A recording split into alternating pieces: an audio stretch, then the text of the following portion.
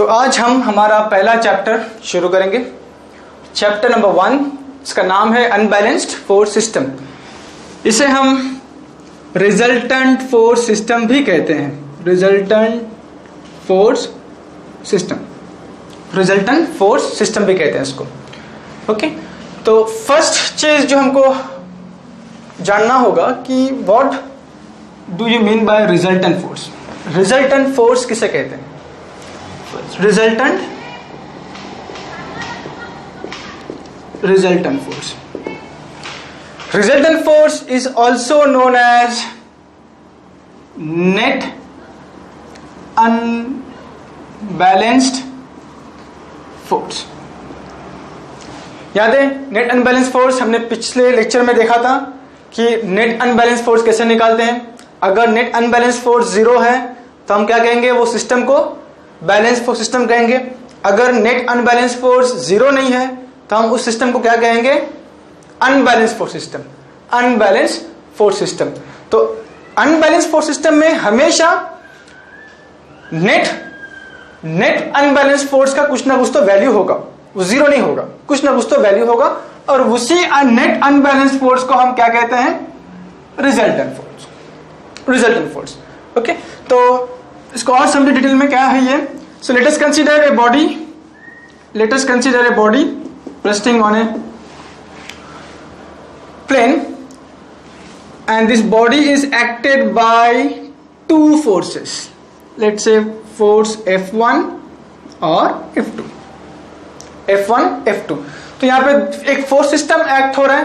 कौन सा force system है ये कॉन्करेंट कोप्लेनर फोर्स सिस्टम यहाँ पे। और यहाँ पे कितना फोर्सेस यहाँ पे एक्ट हो रहा है, 2, राइट। तो अभी how do I define resultant force, इसको कैसे डिफाइन करेंगे। Resultant force is a single force which replaces the entire force system.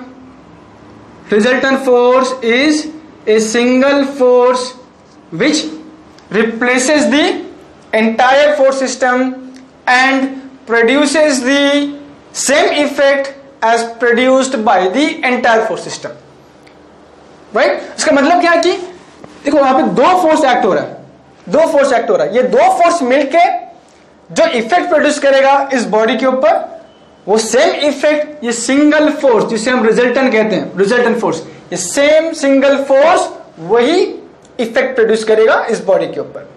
Okay, तो ये रिजल्टेंट फोर्स कैसे डिफाइन करेंगे उसको हम। Resultant force is a single force which replaces the entire force system and produces the same effect as produced by the force system, right? अब यहां पे देखिए कि रिजल्टेंट फोर्स कहां पे जा रहा है, इस डायरेक्शन में जा रहा है, इस डायरेक्शन में। तो जिस डायरेक्शन में रिजल्टेंट फोर्स है उसी डायरेक्शन में बॉडी मूव होगा। तो पहला point, body will move in the direction of R। R का मतलब रिजल्टेंट फोर्स। रिजल्टेंट फोर्स को हम R से डिनोट करेंगे, रिजल्टेंट फोर्स। सो अगर रिजल्टेंट फोर्स होगा तो the body will move in the direction of resultant force. अगर रिजल्टेंट फोर्स है तो बॉडी रेस्ट में नहीं रहेगा, body will move in the direction of resultant force. Second, अगर रिजल्टेंट फोर्स मैंने 0 कर दिया तो क्या होगा, body will come at rest, body will come at rest. अगर मैंने रिजल्टेंट फोर्स को 0 कर दिया तो इससे मुझे क्या मालूम पड़ रहा है कि ये रिजल्टेंट फोर्स ही है जिसके वजह से मोशन होता है।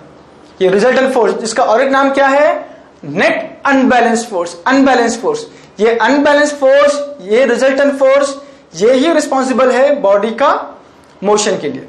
ओके, तो जहां पे भी रिजल्टेंट फोर्स एक्ट होगा उसी डायरेक्शन में बॉडी मूव होगा। ओके, अभी ये जो है बॉडी रिजल्टेंट फोर्स के डायरेक्शन में जाएगा। तो अभी अगर मुझे इस बॉडी को रेस्ट में लाना है, इस बॉडी को अगर रेस्ट में लाना है तो मुझे क्या करना पड़ेगा, एक collinear equal and opposite force मुझे रिजल्टेंट फोर्स के अपोजिट में अप्लाई करना पड़ेगा। तो फोर्स कैसा होना चाहिए? इट शुड बी कोलिनियर, मतलब same line of action same रहेगा, कोलिनियर, सेम मैग्नीट्यूड, मतलब आर का जो वैल्यू रहेगा वो फोर्स का वैल्यू भी उतना होना चाहिए, और दोनों का सेंस अपोजिट होना चाहिए. So to bring the body at rest, we will have to apply a collinear, equal magnitude and opposite direction force. और उस फोर्स का नाम क्या है? उसका फोर्स का नाम है इक्विलिब्रेंट, और हम उसको ऐसे EQ से दिखाएंगे. राइट? तो अगर रिजल्टेंट फोर्स है तो body will move in the direction of resultant force, और अगर बॉडी को हमें रेस्ट में लाना है तो we will have to apply an equal opposite collinear force. Equal and opposite direction में एक कोलिनियर फोर्स मुझे अप्लाई करना पड़ेगा, और उस फोर्स का नाम क्या है? उस फोर्स का नाम है इक्विलिब्रिएंट फोर्स. ओके, तो इसको रिजल्टेंट फोर्स को और ठीक से समझे जरा. फॉर एग्जांपल, हमने अभी देखा कि रिजल्टेंट फोर्स का डेफिनेशन क्या है कि it's a single force which replaces the entire force system and produces the same effect as produced by the entire force system. Right? एक एग्जांपल लो, अगर हम दुकान जाते हैं और वहां पे हमें एक डेयरी मिल्क खरीदना है जिसका प्राइस है चलो 10 रुपया, तो मेरे पास दो ऑप्शन है. मैं क्या करूंगा, एक रुपया का 10 कॉइन उस दुकानदार को दूंगा, तो दुकानदार मुझे क्या करेगा? वो डेयरी मिल्क मुझे दे देगा. या फिर मैं रिप्लेस करूंगा ये 10 कॉइन को विथ वन सिंगल नोट, 10 रुपया का note, and I will give that note to the shopkeeper. Shopkeeper मुझे क्या करेगा? मुझे एक डेयरी मिल्क वो दे देगा. तो अब ये दोनों केस में आप देखो कि यहां पे एक रुपए का 10 कॉइन था और यहां पे सिंगल नोट, लेकिन दोनों का इफेक्ट क्या है? सेम है. सेम कंसेप्ट हम यहां पे यूज करेंगे कि एंटायर फोर्स सिस्टम मिलकर जो इफेक्ट प्रोड्यूस करेगा. जैसे इमेजिन करो कि ये 1 रुपए का जो 10 कॉइन है वो हमारा 10 फोर्सेस है, और ये एक नोट जो है 10 रुपए का वो रिजल्टेंट फोर्स है. तो दोनों का जो इफेक्ट है वो क्या है? सेम है. मतलब मैं अगर 10 कॉइन दूं फिर भी मुझे क्या मिलेगा? एक डेयरी मिल्क मिलेगा, या फिर मैं एक सिंगल नोट दूं 10 रुपए का फिर भी मुझे क्या मिलेगा? डेयरी मिल्क मिलेगा. राइट? तो हम लोग इसको ऐसे समझ सकते हैं रिजल्टेंट फोर्स को. नेक्स्ट, इस चैप्टर में मेन क्वेश्चन जो पूछा जाएगा वो ये रहेगा कि for a given force system find resultant force. Resultant force कितना एक्ट होगा? तो रिजल्टेंट फोर्स फाइंड करने का जो तरीका है वो टोटली फोर्स सिस्टम के ऊपर बेस्ड है. ठीक है, देखो हम इसका नोट्स नहीं देंगे, हम चाहेंगे कि तुम लोग उसको लिख लो, एक नोट बनाओ और कहां पे भी अगर चाहिए तो पॉज करके उसको तुम लोग लिख लो. तो मेन है फोर्स सिस्टम. हमने पिछले लेक्चर में पढ़े थे फोर्स सिस्टम. फोर्स सिस्टम में क्या क्या रहेगा? क्या क्या है फोर्स सिस्टम में? लेट्स से फोर्स सिस्टम एक बार रिवाइज करते हैं इसको. फोर्स सिस्टम, इसके दो पार्ट थे, coplanar, non coplanar. Non coplanar तो हमारे इसमें है ही नहीं, तो सिर्फ कोप्लेनर फोर्स सिस्टम है हमारे सिलेबस में. Coplanar force system, non coplanar है नहीं तो लिखने की जरूरत नहीं. उसके बाद फिर यहां पे हमने क्या देखा कोप्लेनर के अंदर की? Collinear force system. उसके बाद फिर कॉन्करेंट फोर्स सिस्टम. उसके बाद फिर नॉन कॉन्करेंट फोर्स सिस्टम. इसके अंदर फिर हमने देखा कि दो टाइप से, एक है पैरेलल फोर्स सिस्टम और दूसरा जनरल फोर्स सिस्टम. राइट? ये हमने ऑलरेडी देख चुके हैं, हमको मालूम है कि फोर्स सिस्टम किसे कहते हैं. उसके बाद कोप्लेनर फोर्स सिस्टम किसे कहते हैं, नॉन कोप्लेनर किसे कहते हैं, उसके बाद फिर कोलिनियर, ये सब हमने लास्ट इसमें देखा है और मुझे उम्मीद है कि तुम सबको आता भी है. तो ये बेसिकली इस चैप्टर में क्वेश्चन क्या रहेगा, ये हमेशा तुमको पूछेगा कि for this force system find resultant force, for concurrent force system find resultant force, for non concurrent force system find resultant force. तो हर जगह पे यही एक सवाल आएगा, यूनिक सवाल कि find resultant force, find resultant force, find resultant force. और रिजल्टेंट फोर्स फाइंड करने का जो मेथड है वो टोटली किस पर डिपेंड है? फोर्स सिस्टम के ऊपर डिपेंड है. जैसा उसका फोर्स सिस्टम रहेगा हम वैसे ही वही इस टाइप के फॉर्मूला यूज करेंगे. ओके, तो अभी हम जो चार्ट बनाएंगे अभी यहाँ पे। मैं तुम सबको बोलता हूं कि इसको लिख लो, इसको लिख लो। वेरी सिंपल कि फोर्स सिस्टम है, फोर्स सिस्टम में हमारे सिलेबस में क्या है, सिर्फ कोप्लेनर फोर्स सिस्टम है। कोप्लेनर फोर्स सिस्टम में, कोप्लेनर फोर्स सिस्टम में क्या है, कोलिनियर, तो कोलिनियर को हम साइड में रखते हैं। बचा क्या, कॉन्करेंट फोर्स सिस्टम, और दूसरा क्या बचा, नॉन कॉन्करेंट फोर्स सिस्टम। बाकी जो है parallel force system, general force system, वो इसके अंदर ही आ जाएगा। ठीक है, तो जब भी हम कोई सम सॉल्व करेंगे from exam point of view, numerical point of view, जब सम सॉल्व करेंगे तो याद रखो कि फोर्स सिस्टम में सिर्फ क्या रहेगा हमारे लिए, कोप्लेनर फोर्स सिस्टम रहेगा, और कोप्लेनर के अंदर कॉन्करेंट रहेगा और नॉन कॉन्करेंट रहेगा, बाकी सब भूल जाओ। ठीक है, नाउ अगर कॉन्करेंट फोर्स सिस्टम है, अगर कॉन्करेंट फोर्स सिस्टम है, तो पहला क्वेश्चन अपने आप को यह पूछना है कि क्या उस कॉन्करेंट फोर्स सिस्टम में सिर्फ दो ही फोर्सेस हैं? कॉन्करेंट फोर्स सिस्टम में क्या सिर्फ दो ही फोर्सेस हैं, या फिर more than two forces, more than two forces? ठीक है, फॉर एग्जाम्पल यहां पे देखो कि टू फोर्स, ये कॉन्करेंट हो गया, ये let's say F1 F2 concurrent force system, और यहां पे सिर्फ दो ही फोर्स है। यहां पे 1 2 3, राइट, दो से ज्यादा force, more than two forces, more than to forces. अगर दो फोर्स है और ये कॉन्करेंट है और दो फोर्स है, तो हम लॉ ऑफ पैरेललोग्राम, ये फॉर्मूला यूज करेंगे टू फाइंड रिजल्टेंट फोर्स। क्या यूज करेंगे हम, लॉ ऑफ पैरेललोग्राम, और इसके अंदर ये फॉर्मूला भी लिख लो, बाद में हम लोग इसको पढ़ेंगे कि R is equal to under root of P square plus Q square plus 2pq cos theta, and direction alpha is equal to tan inverse of q sin plus q cos theta. अगर दो से ज्यादा force है तो मैं law of parallelogram use नहीं करूंगा, मैं कौन सा फॉर्मूला यूज करूंगा, resolution method. I will use resolution method. उसमें फर्स्ट स्टेप क्या रहेगा, समेशन fx फाइंड करेंगे, दूसरा स्टेप समेशन fy फाइंड करेंगे, third step resultant force find करेंगे, फोर्थ स्टेप डायरेक्शन फाइंड करेंगे, एंड फिफ्थ स्टेप क्या रहेगा, हम डायग्राम बनाएंगे। क्या बनाएंगे, डायग्राम।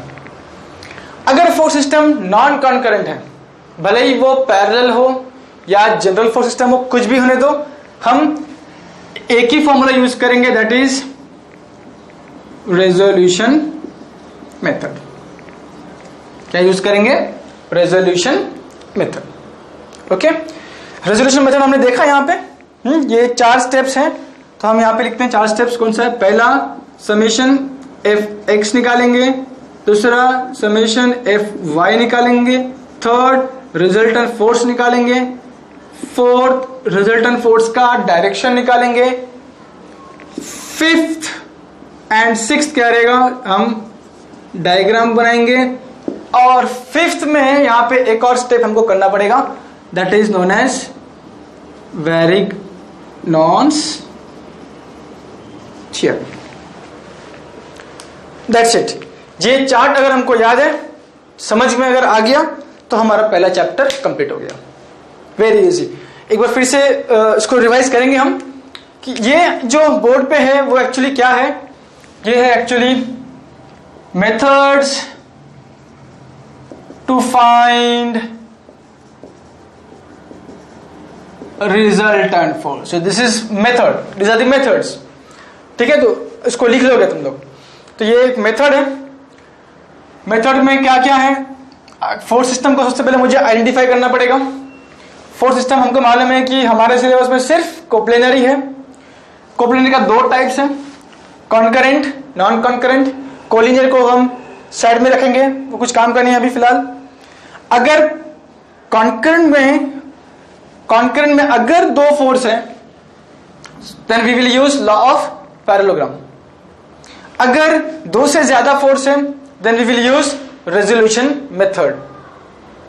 ठीक है, अगर फोर्स सिस्टम जो दिया है हमें वो नॉन कॉन्करेंट फोर्स सिस्टम है तो इसमें हम लोग क्या यूज करेंगे, रेजोल्यूशन मेथड। और रेजोल्यूशन मेथड में कितने स्टेप्स हैं, यहां पे अगर देखेंगे तो 1 2 3 4 5।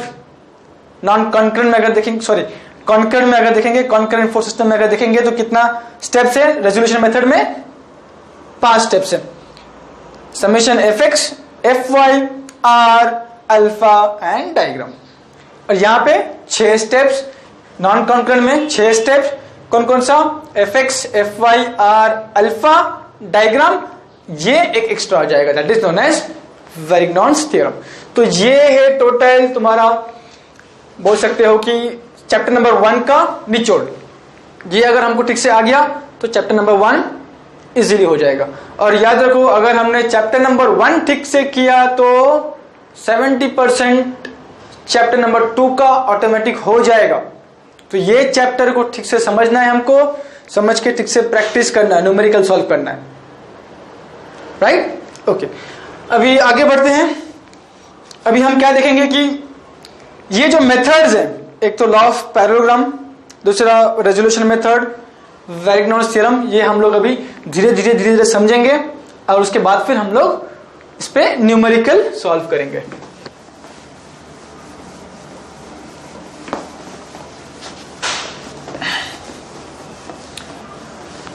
तो पहला कंसेप्ट जो पढ़ना है हमको, पहला टॉपिक वो है what is law of parallelogram. और अगर मैं पूछूं तुम लोग को कि क्यों हम लोग ये लॉ ऑफ पैरेललोग्राम पढ़ रहे हैं, तो उसका आंसर क्या रहेगा, to find resultant force, to find resultant force. और लॉ ऑफ पैरेललोग्राम हम कब यूज कर सकते हैं, कब यूज कर सकते हैं, जब फोर्स सिस्टम कॉन्करेंट हो और उस कॉन्करेंट फोर्स सिस्टम में सिर्फ दो फोर्स हो, तभी हम क्या कर सकते हैं, लॉ ऑफ पैरेललोग्राम यूज कर सकते हैं to find resultant force, to find resultant force. Okay, so let's start with our first method, that is known as law of parallelogram. So what is law of parallelogram? It's a method to find resultant force. Okay. Statement.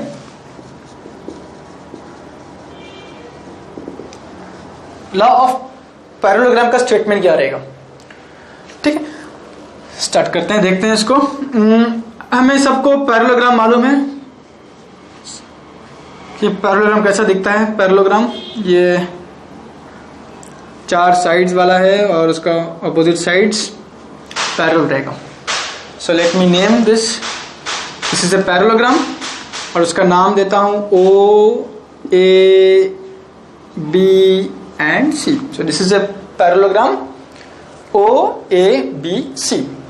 अब statement क्या कहता है, देखो सुनो।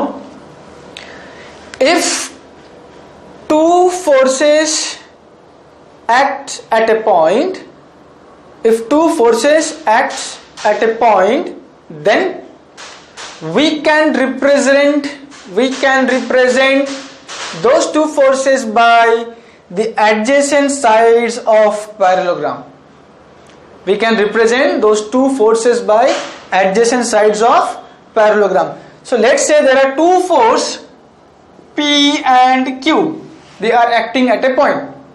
Let's say P and Q. Okay, it's a concurrent force system. and there are only two forces. So these two forces can be represented by the adjacent side of parallelogram. So let us represent this. So line OA will represent force P, whereas line OC will represent force Q. These two sides are adjacent sides. Okay, then the resultant force of these two forces will be represented by the diagonal of this parallelogram. So this diagonal of parallelogram will represent what? The resultant force of this force system. And this angle is alpha. What is alpha? Direction of resultant force. Remember, याद है हमने पढ़ा था characteristics of force, उसमें fourth point direction था उसमें. What is direction? Angle made by the force with horizontal reference. तो ये अल्फा, और angle between P and Q is theta. Angle between P and Q is theta. So now to find magnitude of resultant force, हमारे पास direct formula है, that is R is equal to under root of P square plus Q square plus 2PQ cos theta. What is this theta? Theta is angle between force P and Q. What is theta? Theta is the angle between force P and Q. Okay, now I got this magnitude. Next is I need this direction. So therefore direction of resultant force R is given by this formula tan inverse of. अब यहाँ पे देखो कैसे याद रखना है इसको. ये जो अल्फा है, angle made by the resultant force with horizontal. तो ये जो एंगल अल्फा है वो कौन सा फोर्स के साथ बन रहा है? विद P ना. हम जो अल्फा है वो किसका मेजर कर रहे हैं? With P. Alpha with P. ये जो R का एंगल है, रिजल्टेंट का एंगल है, वो किसके साथ मेजर कर रहे हैं हम लोग? With P. तो इसलिए हम लोग P को नीचे लिखेंगे. ओके, बचा कौन सा फोर्स? Q. तो प्लस Q और ऊपर Q. यहां पे sine theta cos theta. Very simple. So ये दो हमको फॉर्मूला याद रखना है. Magnitude of resultant force, that is R is equal to under root of P square plus Q square plus 2PQ cos theta.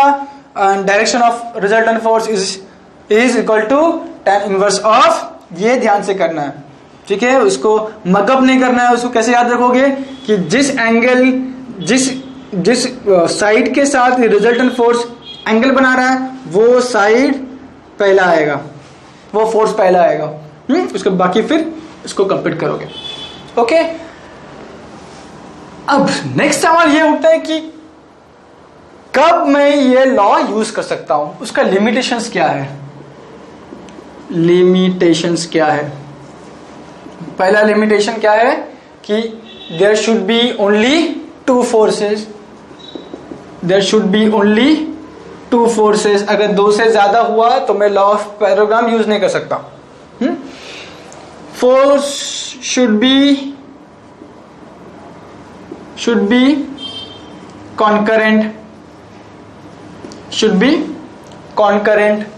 And third जो है that is important कि the sense of each force must be पुल.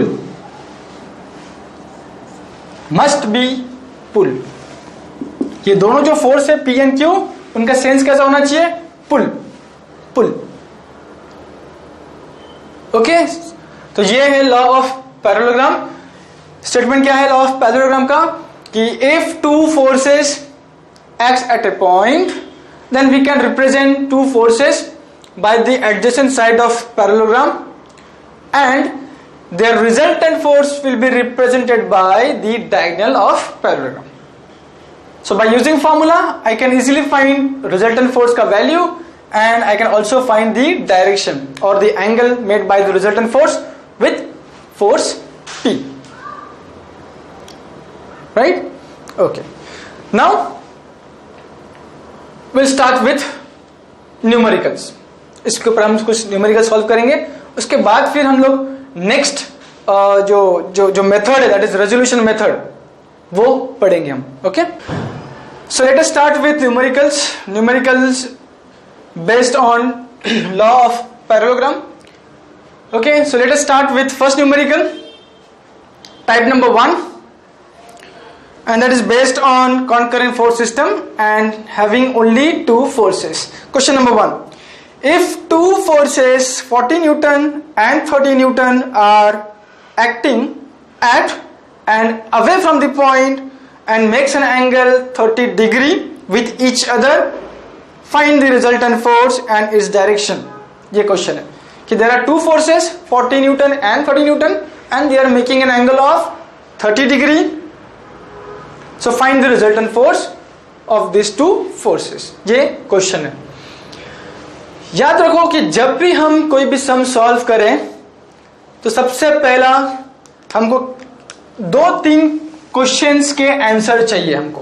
पहला कि ये question में force system क्या है. Force system क्या है, क्या ये कॉन्करेंट फोर्स सिस्टम है या नॉन कॉन्करेंट. अगर हम ध्यान से क्वेश्चन पढ़े तो यहां पे क्या बता रहा है कि two forces 40 and 30 newton they are making an angle of 30 degree. तो एंगल कब बना सकता है, एंगल कब बनेगा, जब दोनों एक पॉइंट से पास होगा तभी जाके एंगल बनेगा, इंटरसेक्ट करेगा. राइट, एंगल कब बनाएगा, जब दोनों फोर्स एक पॉइंट से पास हो. राइट, एक पॉइंट से पास हो रहा है, मतलब क्या सिस्टम है ये, फोर्स सिस्टम कौन सा है ये, तो ये फोर्स सिस्टम है कॉन्करेंट फोर्स सिस्टम. तो मुझे फर्स्ट क्वेश्चन का आंसर मिल गया कि ये कॉन्करेंट फोर्स सिस्टम है. कॉन्करेंट फोर्स सिस्टम में देखो यहां पे दो टाइप्स है कि क्या दो फोर्स एक्ट हो रहा है या फिर दो से ज्यादा. तो इस क्वेश्चन में कितना फोर्स एक्ट हो रहा है, दो फोर्स एक्ट हो रहा है, एक 40 न्यूटन और दूसरा 30 न्यूटन. राइट, तो हमने डिसाइड कर लिया कि फोर्स सिस्टम कौन सा ये है, कॉन्करेंट. फोर्स कितना है, 2. तो मेथड कौन सा यूज करेंगे, law of parallelogram. Right, law of, तो मेथड यहां पे हम हाउ मेनी फोर्सेस, तो आंसर क्या है, देयर आर टू फोर्सेस. तो ये सवाल पूछना है. और थर्ड सवाल क्या रहेगा, विच मेथड टू यूज. इसका आंसर क्या है, लॉ ऑफ पैरेललोग्राम. इसका आंसर क्या है, लॉ ऑफ पैरेललोग्राम. तो जब भी कोई भी क्वेश्चन आए, कोई भी क्वेश्चन, 3 सवाल के आंसर्स तुमको at the back of mind होना चाहिए, प्रोसेस होना चाहिए कि ये फोर्स सिस्टम कौन सा है, कितना फोर्स इसमें है और मेथड कौन सा यूज करेंगे. तो ये लिखने की जरूरत नहीं है, ये बैक ऑफ माइंड ये कैलकुलेशंस होना चाहिए. राइट, तो क्वेश्चन पढ़ने के बाद मुझे मालूम पड़ा कि ये कॉन्करेंट फोर्स सिस्टम है, इसमें सिर्फ 2 ही फोर्स है और मेथड कौन सा यूज करेंगे हम, लॉ ऑफ पैरेललोग्राम. तो पहले ये डायग्राम बना लेते हैं हम लोग कि ये एक फोर्स है P, दूसरा फोर्स है Q. राइट, P कौन सा रहेगा, अभी क्वेश्चन पढ़ के देखेंगे. तो फर्स्ट फोर्स कौन सा बताया, 40 newton. So by default let us take P as 40 and Q as 30 newton. And angle made by this two force is 30 degree, मतलब ये क्या हो गया, थीटा हो गया. रिजल्टेंट फोर्स कहां पे रहेगा, दोनों के बीच में रिजल्टेंट फोर्स R और ये alpha.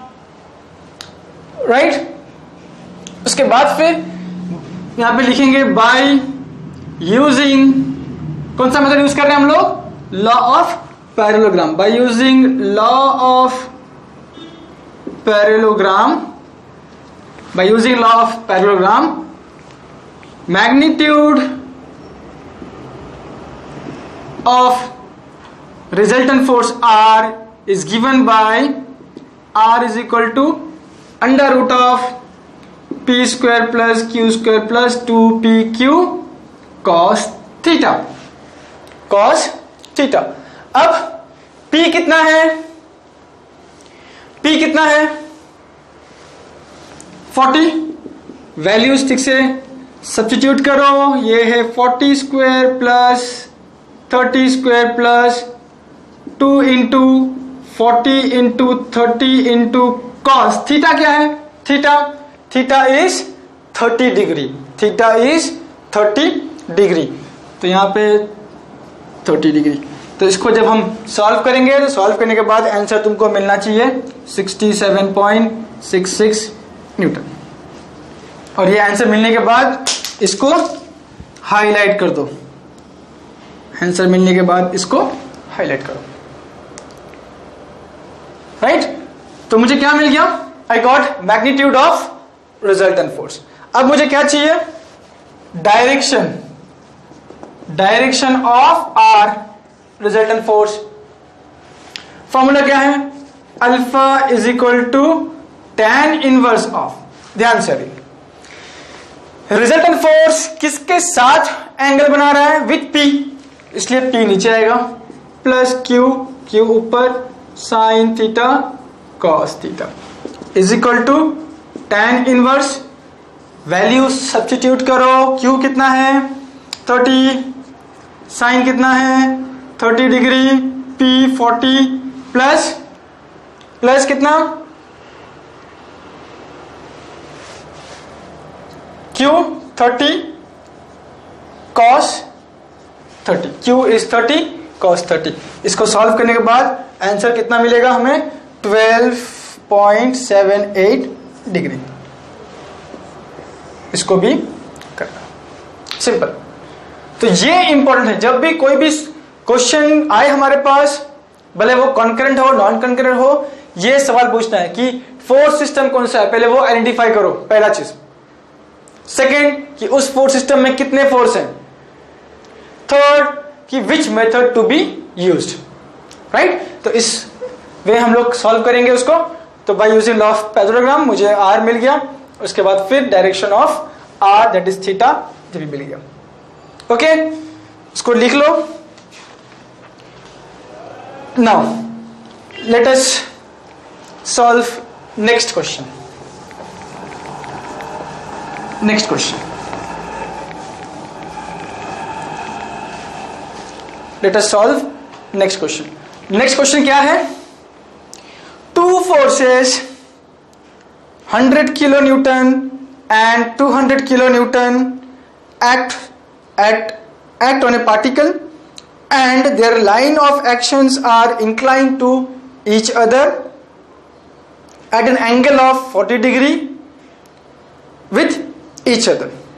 Find the resultant force and magnitude and direction. तो अभी इस केस में अगेन क्वेश्चन हमने पढ़ लिया, यहां पे देखा दो फोर्स है, दोनों कितना एंगल बना रहा है, 40 डिग्री का एंगल बना रहा है। तो हमको सवाल क्या पूछना पड़ेगा, पहला कि ये फोर्स सिस्टम कौन सा है। तो क्वेश्चन ठीक से पढ़ने के बाद मुझे मालूम पड़ेगा कि यहाँ पे दो फोर्स है और दोनों एक एंगल बना रहा है। एंगल कब बना सकता है, जब दोनों फोर्स एक पॉइंट पे इंटरसेक्ट करे, तभी ना। तो तभी जाके मुझे क्या मिलेगा, एक एंगल मिलेगा। तो फर्स्ट क्वेश्चन का आंसर क्या है यहाँ पे कि फोर्स सिस्टम क्या है, concurrent force system, concurrent force system. फिर इमीडिएटली दूसरा सवाल, how many forces are there, कितना फोर्स यहाँ पे, दो ही फोर्स है, एक है 100 किलो न्यूटन, दूसरा 200 किलो न्यूटन। मेथड कौन सा यूज करेंगे, कॉन्करेंट, वो चार्ट जो हमने बनाया था पिछले इसमें, उसको एक बार रेफर करो कि अगर कॉन्करेंट फोर्स सिस्टम है उसमें सिर्फ दो ही फोर्स है तो हम लोग कौन सा मेथड यूज करेंगे, लॉ ऑफ पैरेललोग्राम। तो अगेन ये डायग्राम बना लो ऐसा, दो फोर्स है, ये क्या है P, ये कौन है Q। अगर डायरेक्शन नहीं दिया है तो by default we will consider this force as pull. अगर क्वेश्चन में सेंस मेंशन नहीं किया फोर्स का तो हम क्या कंसीडर करेंगे उसको एज पुल। और ये ओके, तो P कितना दिया है क्वेश्चन में, P कितना दिया है 100 किलो न्यूटन, और ये कितना दिया है 200 किलो न्यूटन, और ये वैल्यू कितना हो गया फिर 40 डिग्री थीटा, राइट। और इसका रिजल्टेंट फोर्स बीच में रहेगा, दोनों फोर्स के बीच में रहेगा R, और ये क्या रहेगा अल्फा, ये क्या रहेगा अल्फा। नाउ बाय यूजिंग, यहां पे लिख लो, by using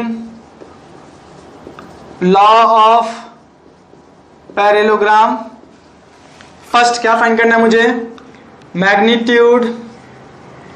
magnitude of resultant force R by using formula R is equal to under root of P square plus Q square plus 2PQ cos theta।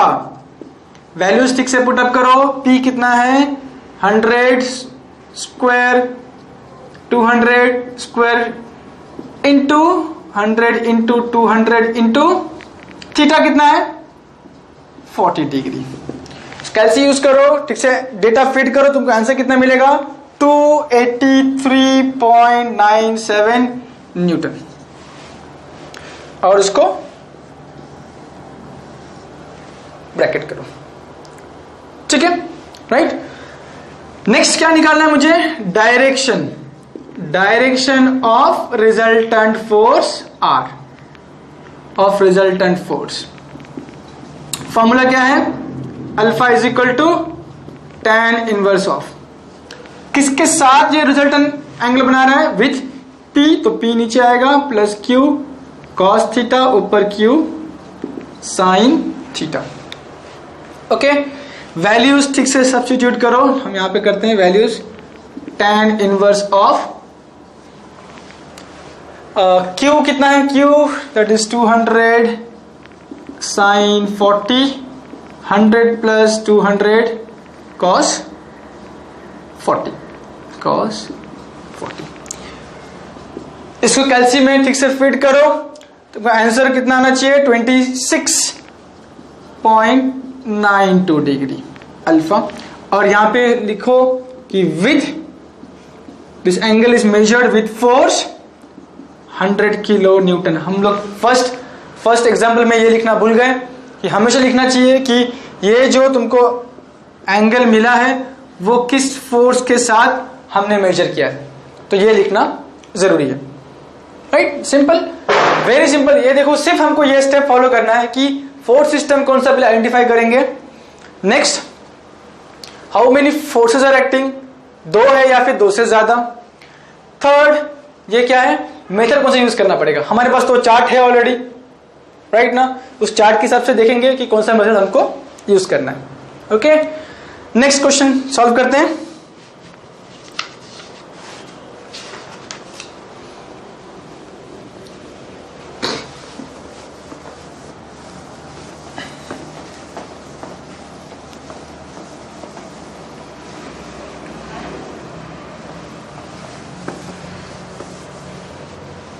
Next question number 3. Two forces of 60 kilonewton each are required to be equivalent to a single force of 60 kilonewton. What is the angle between the forces? What is the angle between the forces? तो ये question है। Resultant force का एक और नाम है, इसको देख लो, रिजल्टेंट फोर्स, इसको लिख के रख दो कहां पे भी, तो resultant force as per definition एक और नाम है, क्या है नाम है वो, it is known as single, resultant force is also known as single force, it is also known as equivalent force, right. तो यहां पे रिजल्टेंट फोर्स के 3 नाम है, एक या फिर 4 नाम है, रिजल्टेंट फोर्स के 4 नाम है। एक मैं लिख रहा हूं, फिर से लिख रहा हूं, रिजल्टेंट फोर्स के अलग अलग नाम, एक पहला नाम हो गया उसका, दूसरा नाम हम बोल सकते हैं इसको सिंगल फोर्स इक्विवेलेंट फोर्स या फिर नेट अनबैलेंस्ड फोर्स। सबका मीनिंग सेम है, सबका मीनिंग सेम है। ओके, तो ये क्वेश्चन में क्या आया है, two forces 60 kilo Newton and their equivalent, two forces of 60 kilo Newton each are required to be equivalent to a single force of 60 kilo Newton। Single force क्या दिया, ये क्या दिया है यहाँ पे, 102 फोर्स दिया है 60 किलो न्यूटन, और तीसरा क्या है फिर ये सिंगल फोर्स मतलब रिजल्टेंट फोर्स आर दिया है। तो यहाँ पे आर दिया है मुझे 60 किलो न्यूटन दिया है, पी भी 60 किलो न्यूटन और क्यू भी 60 किलो न्यूटन। अब मुझे फाइंड क्या करना है यहाँ पे, angle between two forces. Okay, तो वही प्रोसेस में जाओ, प्रोसेस को मत छोड़ना है, इसको पकड़ के रखना है प्रोसेस को। फर्स्ट फोर्स सिस्टम कॉन्करेंट, दूसरा कितना फोर्स यहाँ पे, 2 फोर्स है, मेथड क्या रहेगा, लॉ ऑफ पैरेललोग्राम।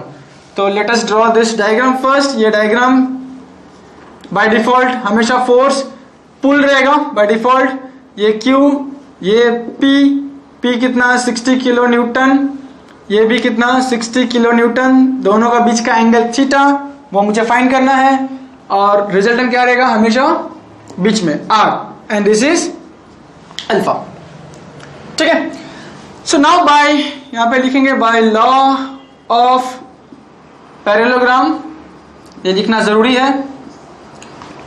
क्या रहेगा फॉर्मूला मैग्नीट्यूड का of R, that is R is equal to under root of P square plus Q square plus 2pq cos theta.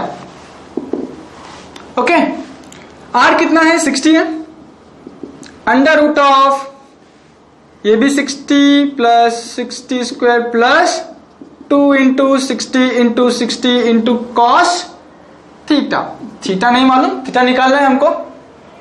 Now squaring both the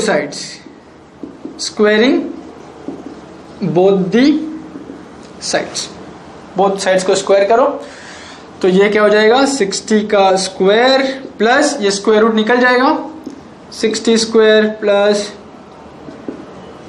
2 into 60 cos 30। Okay right, तो finally हमें cos theta is equal to -0.5 मिलेगा। So calculate करो, तो cos theta is equal to क्या मिलेगा -5। So therefore theta is equal to cos inverse of 0.5, cos inverse of 0.5, तो कितना आ रहा है 120 degree, 120 degree.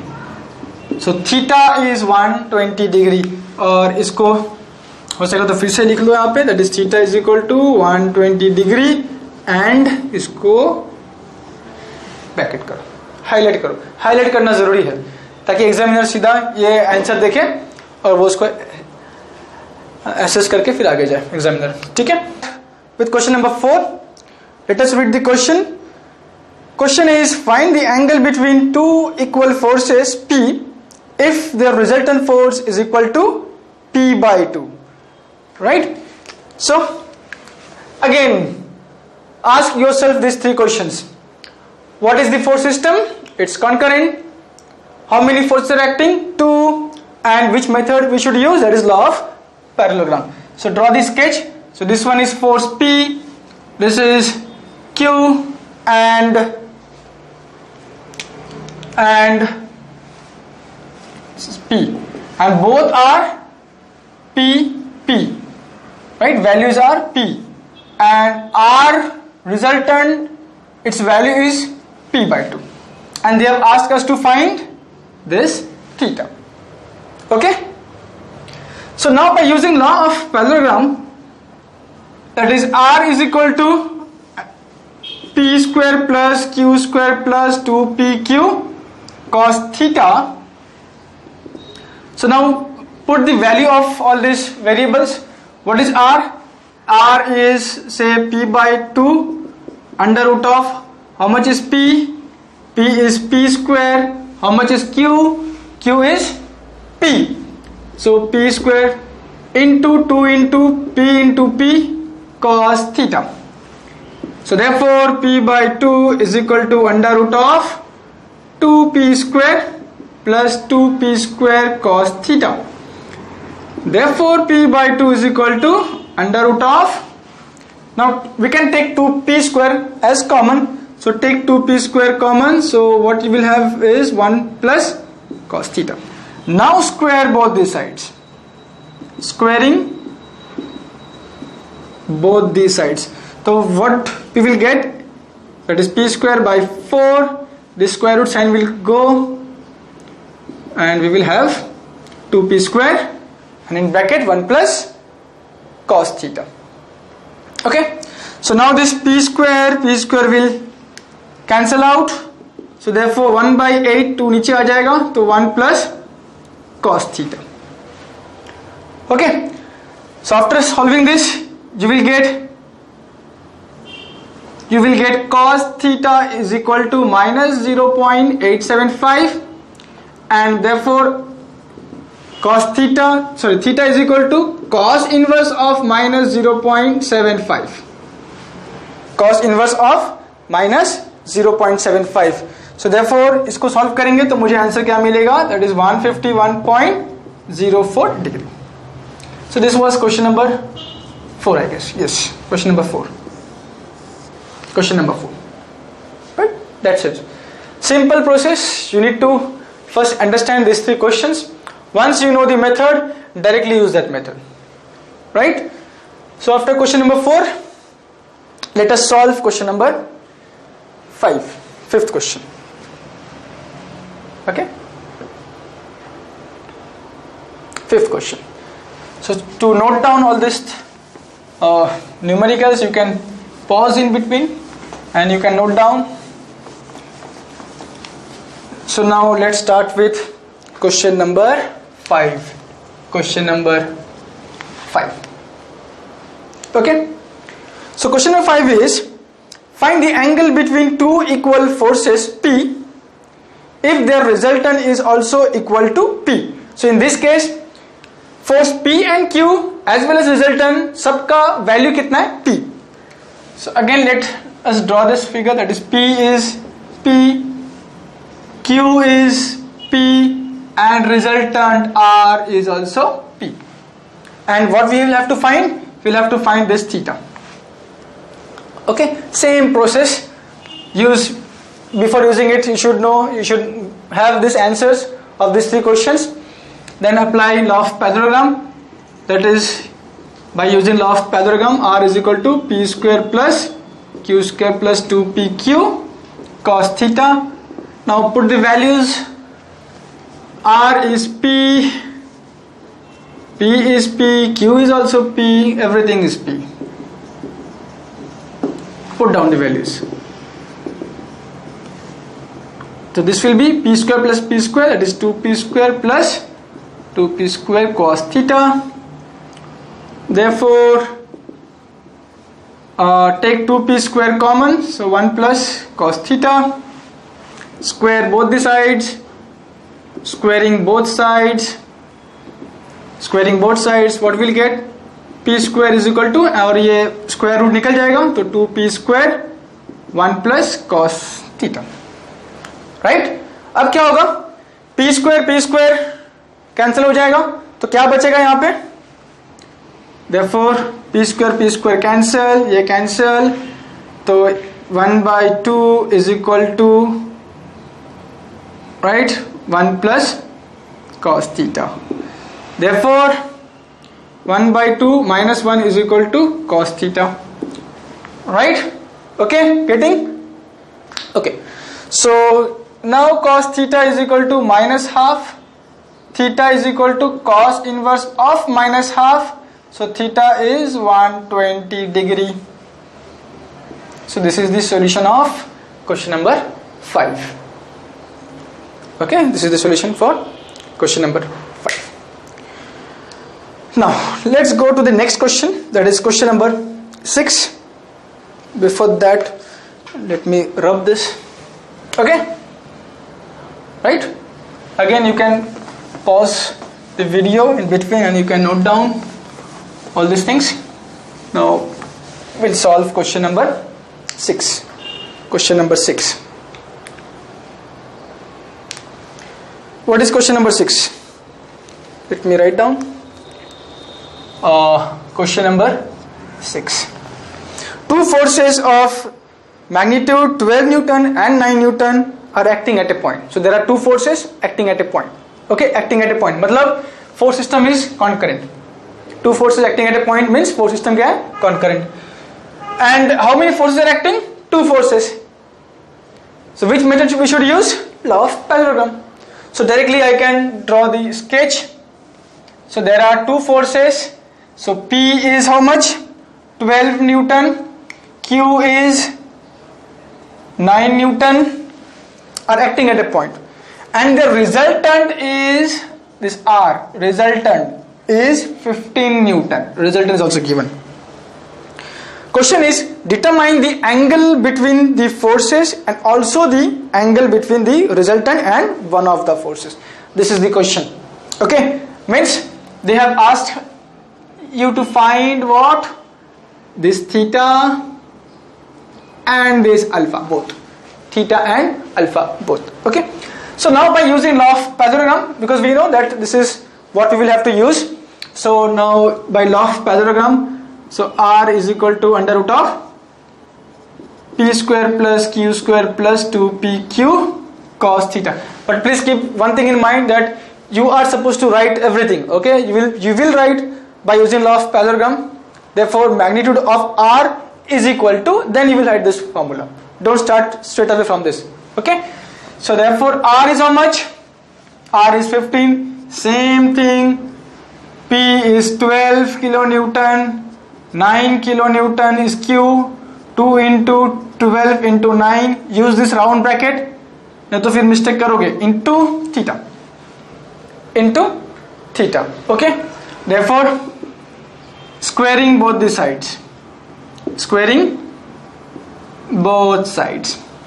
So now by squaring both sides क्या मिलेगा मुझे? इसका स्क्वायर कितना है? That is 2. कितना रहेगा? 15 का स्क्वायर कितना रहेगा? 225 is equal to, ये स्क्वायर रूट निकल जाएगा, तो 12 square plus 9 square plus 2 into 12 into 9 cos theta. Okay, into cos theta. तो अभी therefore 225 is equal to, ये वैल्यू कितना आएगा? देखो 225 आएगा प्लस, अब ये वैल्यू कितना आ रहा है? 2 into 12 into 9 कितना आ रहा है? 216 cos theta. तो ये यहाँ पे जाएगा तो माइनस हो जाएगा. So 225 minus 225 is equal to 216 cos theta. तो ये कितना हो जाएगा यहाँ पे? Therefore 0 is equal to 216 cos theta. Therefore cos theta is equal to 0. Therefore theta is equal to cos inverse of 0. तो therefore theta कितना आएगा? कैल्शियम से देखो कितना आएगा theta? 90 degree. Okay, because cos 90 is 0. Cos 90 is 0. तो मुझे क्या मिल गया? थीटा मिल गया. नेक्स्ट मुझे क्या चाहिए? अल्फा. तो अल्फा यूज करने के लिए दूसरा फॉर्मूला है हमारे पास लॉ ऑफ पैरेललोग्राम में, that is alpha is equal to tan inverse of, किससे ये फोर्स मेजर कर रहे हैं हम लोग? With P. तो यहाँ पे लिखो P plus Q cos theta Q sin theta. Okay, alpha निकालना है. So tan inverse of P is Q is 9, sine कितना? थीटा मुझे मिला जस्ट अभी, तो 90. P कितना है? 12 प्लस Q कितना है? 9 cos 90. इसको सॉल्व करो तो तुमको अल्फा कितना मिलना चाहिए 36.87 डिग्री विथ किसके साथ with 12 newton. This is compulsory, this thing you will have to mention it. Okay, तो बाकी का जो सम्स है will do it in the next lecture. Okay.